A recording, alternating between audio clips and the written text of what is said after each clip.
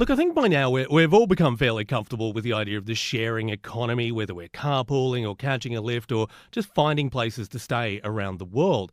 Well, some innovative Sydney-siders have, they've come up with a brand new take on this, and it's angled at filling up some of the incredible amount of unused space you see all around town. It's called Altspc, and the idea is that businesses can rent out unused space to people who actually use it.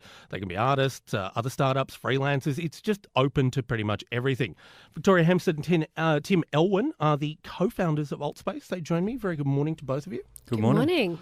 So it sounds like a really interesting idea, but who is it for? Who are you angling Altspc at? Everyone is about it, really. It's two sides of the fence. You've got all these businesses who might be startups, small businesses, etc., who, when they're going out and getting space, they can't go and get an office for one or two people, right? So they have to go and get for a size for 8 to 10 people. Plus, they've got this view of growing, but it's going to take them a year, 2 years before they can fill that space.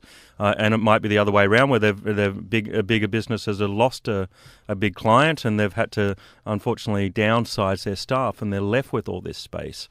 And so they're able to put that spare space on the platform and then share it out with other small businesses. And that's freelancers, startups, small businesses who are just getting off the ground, who need space, can't afford the 3 months bond, scary 3 to 5 year leases to sign up, all that stuff. And so we ultimately break down all those barriers, get rid of all the scary bits for new businesses to get up and go, and help them find the space in their industry, whether it be a hairdresser needing a seat to work out of, a warehouse, a commercial kitchen, a creative person, any space, any industry, any location. I think that's what interested me, is I got the sense that it was really broad in terms of who the space could be finding, on either side of the fence. Yeah, absolutely. And as we've gone through and met all these different small businesses around Sydney, we just keep finding so many different ways of reiterating it and using it in different ways. One of our favourite examples is actually farms. So there are these, exactly. So there are farms out there who have spare paddocks. Tim's got a great example of a really good friend of his bought a farm, wants to grow wine, and so it's going to take him years to plant that, but in the meantime, why can't he rent out a paddock and have some microbrewer who wants to start off with making its own beer or a craft beer or something like that, and he has the ability to get going.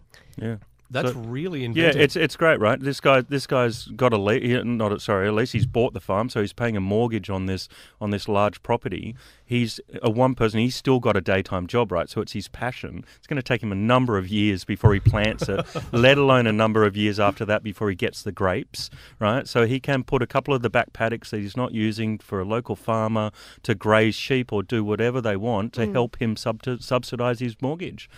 I would have never thought farming. And all the ideas I could come up with this, farming never would have been one of them. And that's the thing that we love. It's just, it really is that, and I sort of say it again, any space in any industry, So what was the spark for this? What was the that kind of little inspiration point that got you guys going on it? So my background is in fine arts. I'm an artist, and I was just looking for a space to still continue to create my artwork while trying to pay rent with a full-time job, which I know many people know that game. So I had the idea of, how about we take defunct shipping containers and convert them into off-grid spaces, which we could kind of move around the city like go-gets, or maybe put them in public parks with the council. That's where the idea kind of began. And then Tim and I have known each other for a number of years, and he's got a very astute business brain. So I kind of pulled him in and went, I've got no idea what to do. Can you come on, and I'd love to have you on board, and let's do this together. And as we were brainstorming in late nights over about 6 months, Tim just had the light bulb moment of going, why are we building space when there's so much unused space within the city already? And there is so much unused space. It's remarkable. Yeah, so, exactly. Kind of canned that idea and just went, it already exists. It's not going to take us very long to get started. This is awesome. And we went from there. Now, I imagine one of the big challenges is making sure that both people who are getting out space and people who are trying to look for space have some sort of comfort that there's a security between the two. Yeah, exactly. And that's we really sat back and looked at what would stop, or what would be the issue for someone to open up their space to someone who they don't know, right? Right. And vice versa, to have someone go into a space where they don't know who that person is. So, we do ultimately a background or security check on both sides to make sure that everyone's on level and everyone's who they say they are, and nice people, and etc. And then we actually have got this amazing insurance package, which is $60 million worth of insurance, business insurance for each party. Hang on. Yeah, what? this is great, and for free.